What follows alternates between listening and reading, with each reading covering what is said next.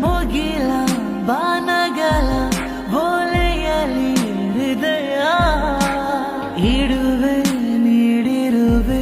ಓ ಗೆಳತಿ ಓದುವೆಯ ಈ ಬೆಳ್ಳನೆ ಓಲೆಯ ಹೇಗೆ ನಾದಲಿ ಇದು ಓದೋ ಓಲೆಯಲ್ಲ ಬರೆದುಕೋ ನನ್ನ ಜೀವ ನಿನದೇ ಎಂದುಕೋ ನಿನ್ನ